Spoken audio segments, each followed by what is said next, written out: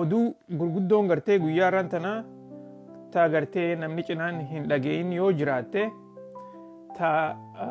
tanna duuba jirtu tana Trump administration must reinstate terminated refugee resettlement contracts judge rules ta jettu tana gartee oduun tuni akka malee jajjabduudha. For the second time, a federal judge issued a preliminary injunction blocking the government's effort to halt refugee admissions. Oduun tuni maal jechuu jirti guutuun isiidha. Taraa lamadaatiif jajiin kan Seattle Washington jiru san Jamal Whitehead amma namtichi san gartee nama du'aayii godhuufi qabdanii du'aayii rabbii isin gaafattan saniin jecha hojjechaa jira fakkaata. Maaliif mootummaadhaan haareetti irra deebi'ee refugee akka jirtutti hujii irra deebisaadhaa jechaa ni jira. Hujii irra deebisaadhaa. Refugee resettlement programmiin kan maalii jedhan kan heeraan tumamee akkuma nama dura isin himaa ture san kan heeraan tumamee koongiresiin Ameerikaadhaa heeratti godhee akkasitti maasis maallaqas gargaarsa gartee inni kan namuufi qabus godhee fi hujiirra baase saniifuu isin warri mootummaan tanaa ba'an hujiirra deebisuu qabdanii jeeti taraa lamadaatiif ajaja irra kaayee jechuudha. Kana keessatti waa hedduu dubbate inni waa hedduu dubbate takka maasis namtichi wanni takka ta'e inni jajiin itti hidhee dubbate. State Departmentiin Ameerikaadhaa Marco Rubio kajaaniin namtichi gartee State Departmentii gaggeessu san waan refugee resettlement programmii ta'e tokkollee akka inni cufuu hin dandeenye ajajatti dabarsee jira. Waan san gartee yoo arguu barbaadan na duuba dubbisaa laal bika kana dubbisaa. Rubio blocked from cancelling refugee resettlement contracts. Gartanii mi? Jajiidhaatutu ajajatti dabarsee jira. Akka inni refugee resettlementii tuquullee hin dandeenye jajiin dhorkee jira. Kuni maal isin garsiisuu qaba?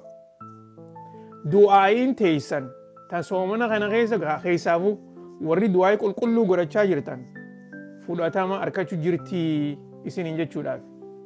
Ammallee hin hafne ammallee itti jabaadhaa. Maaliif guyyaa isniina as deemu March 31st akkuma ammaan dura jajiin status reportii gaafate sanitti haareetti mas guyyaa kaleedhaa status reportii mootummaan akka dhiyeessituuf gaafatee jira.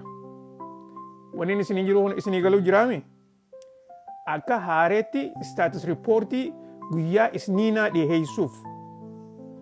Wanni gartee amma akka malee gartee irra jajjabeessee isinii himu guyyaan isniinaa huni guyyaa murteessaadha. Maaliif mootummaan ajaja gartee jajiin dabarsaa jiru kana hujii irratti oolchuu jiraachuu isaanii warra gartee qacaruu qaban qacaruu isaanii warra maallaqa hannuufi qaban maallaqa hannuufi isaanii hujiileen viizaa hannuu hujiileen warra tikeenni duraa kaansil teessan akka gartee tikeenni isaanii haareetti tolfamee fi hujiirra deebi'an waan garsiisa san staatus riippoortii keessatti arguu danda'uu qabna. Yoo kasan hin taane taate ammoo ajaja gartee mootummaan dabarsuu siidha. Ajaja karaa warra IOM'dha. karaa gargaarra ejensii adda addaa dabarsuu isiidha. Staatus riippoortii kana keessatti arguu barbaanna. Yoo akkas godhan taate mootummaan harka jabaadhaan piroosesa kana fuuldura tarkaanfachiisuu jiranii jechuudha. Warri welcome korpii qabdaniis waraqaa barreessuu hin irraanfatina. Leetarii barreessuu san hin irraanfatina. Leetariin sanis hedduu gaarii. Leetariin warra gartee koongiresii sanataraa kana hedduu gaariidha. Sanis hin irraanfatina. Kana keessa dhiibbaan karaa hundaan oguu jirtu akkanatti jijjiiramni dhufa. Orderiin tan guyyaa kaleedhaa jajiin baasee durarratti mootummaan Donald Trump mootummaan Ameerikaa ta'ammaan tanaatuun refugee resettlement program US rapida guutumatti tokkollee akka isiin dhaabuu hin dandeenye jajiin ajajatti dabarsee jira. Amma dura mootummaan Donald Trump kontiraata gartee warra refugee wajji qaban kan Washington DC kaansel goone jedhanii jajiin baase san jajiin kun akka jedhutti mootummaan kaansel godhuudhaaf kontiraata gartee mootummaadhaa fi warra refugee jidduu jiru dandeettii ittiin qabdu takka immoo humna ittiin qabdu jeeti asirratti dubbatee jira. Kana jechuun isaa waan heeraan jiru jechuusaati. Waan heeraan jiru mootummaan kaansel godhuu hin dandeessu waan jiru sanii jechuudha.